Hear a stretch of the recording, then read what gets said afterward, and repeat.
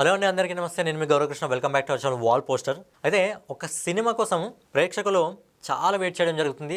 ఏకంగా ట్విట్టర్లోనే ఆ సినిమా కోసం హ్యాష్‌ట్యాగ్ నడిపించడం జరిగింది. అలాగే దాదాపు 500 రోజులుగా ఆ సినిమా ఏదైతే హాట్‌స్టార్ ఉందో ప్రెజెంట్ ఇప్పుడు జియో స్టార్ అయింది కదా. సో అందులో ఇప్పటివరకు ట్రెండింగ్‌లో నడుస్తుంది. దాదాపు 500 రోజులుగా టాప్ 10లోనే ఉంటుంది. సో టాప్ 10లో అనగానే మీకు అర్థమై ఉంటుంది. అలాగే హ్యాష్‌ట్యాగ్ అనేది కూడా మీకు అర్థమైందో లేదో, ఏదైతే సలార్ మూవీ ఉందో, సో సలార్ మూవీ కోసం ఇప్పటికి కూడా ఫ్యాన్స్ అయితే ఏదైతే హ్యాష్‌ట్యాగ్ ఉందో హ్యాష్‌ట్యాగ్ అయితే నడిపించడం జరుగుతుంది. ఎందుకంటే సలార్ పార్ట్ 1 అయిపోయిన తర్వాత బేసిక్‌గా పార్ట్ 2 రావాలి. ఆ పార్ట్ 2 కోసం ప్రెజెంట్ ప్రభాస్ గారు మిగతా ప్రాజెక్టులో ఉన్నారు కాబట్టి అదైతే పెండింగ్‌లో పడడం జరిగింది. సో దానికోసం ఫ్యాన్స్ అయితే డిలే చేయకండి అని చెప్పి ఒక హ్యాష్‌ట్యాగ్‌ని అయితే రన్ చేయడం జరిగింది. అలాగే దాదాపు 500 రోజులుగా టాప్ 10లో ఉంది సలార్ మూవీ. సో సలార్ మూవీకి ఎంత క్రేజ్ ఉందో అర్థం చేసుకోండి.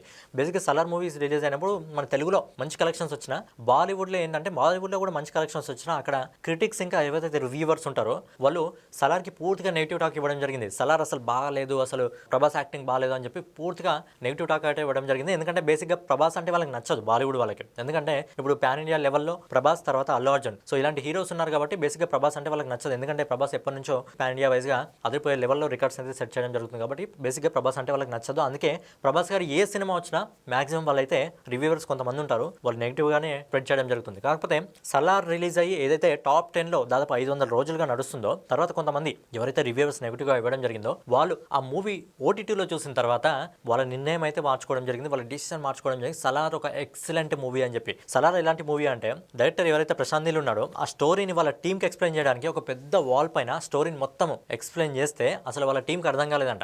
దాన్ని ఒక 5-6 సార్లు రిపీటెడ్గా ఎక్స్ప్లెయిన్ చేస్తే అప్పుడు అర్థం కావడం జరిగింది. అందుకే సలార్లో అంతమంది క్యారెక్టర్లు ఉండడం జరిగింది.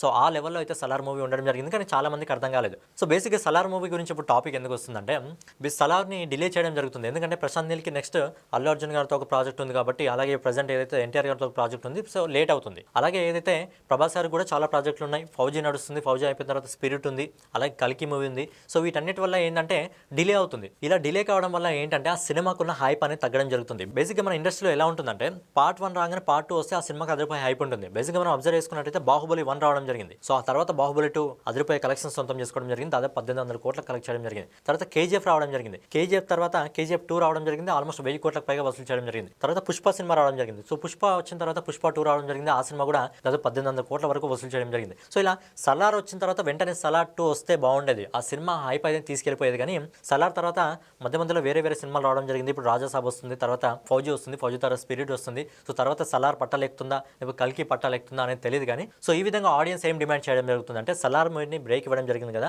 ఆ బ్రేక్ని తొందరగా కట్ చేసి ఏదైతే ఇప్పుడు ప్రశాంత్ నీల్ ఏదైతే ఎన్టీఆర్ గారితో మూవీ తీయడం జరుగుతుందో ఆ మూవీ తర్వాత అల్లు అర్జున్ మూవీని సెట్లోకి తీసుకెళ్లకుండా ముందు సలార్ని సెట్ మనకి తీసుకెళ్ళమని చెప్పి చాలా మంది ఆడియన్స్ అయితే రిక్వెస్ట్ అయితే చేయడం జరుగుతుంది. ప్రజెంట్ ప్రశాంత్ నీల్ గారు బిజీగా ఉన్నారు కొన్ని ప్రాజెక్ట్స్తో, అలాగే ప్రభాస్ గారు కూడా చాలా ప్రాజెక్ట్స్తో బిజీగా ఉన్నారు కాబట్టి మరి వీళ్ళిద్దరు సలార్ ఎప్పుడు పట్టలెక్కుతుంది, ఎప్పుడు మళ్ళీ బయటకు వస్తుంది. ప్రజెంట్ స్పిరిట్ మూవీకి ఎంతైతే హైప్ ఉందో ఆ రేంజ్ హైప్ సలార్కి కూడా ఉంది. కాకపోతే ఏంటంటే ఒక్కసారి పట్టాలెక్కితే మళ్ళీ ప్రభాస్ గారి హైప్ ఏంటి, మళ్ళీ సలార్ హైప్ ఏంటి అనేది ఖచ్చితంగా అర్థమవుతుంది. సో బేసిక్గా ఫ్యాన్స్ రిక్వెస్ట్ ఏంటంటే ఈ సలార్ మూవీ ఏదైతే ఉందో సలార్ మూవీని తొందరగా పట్టాలపైకి తీసుకెళ్లి 2027 లోపల సినిమాని ప్రేక్షకుల ముందుకు తీసుకురావాలని చెప్పి ఆడియన్స్ అయితే కోరుకోవడం జరుగుతుంది. మరి ప్రశాంత్ నీల్ గారు మరి ముందుకు తీసుకెళ్తారా లేదా చూడాలి. సో ఫైనల్గా ఇదన్నమాట వీడియో. సో వీడియో మీకు నచ్చినట్లయితే ఖచ్చితంగా లైక్ చేయండి. ఎందుకంటే మీరు లైక్ చేయడం వల్ల ఈ వీడియో ఇంకా ఎక్కువ మందికి షేర్ అవుతుంది కాబట్టి ఖచ్చితంగా వీడియో లైక్ చేసి కామెంట్ చేసి సబ్స్క్రైబ్ చేసుకొని బెల్ ఐకాన్ అయితే ఆన్లో పెట్టుకోండి.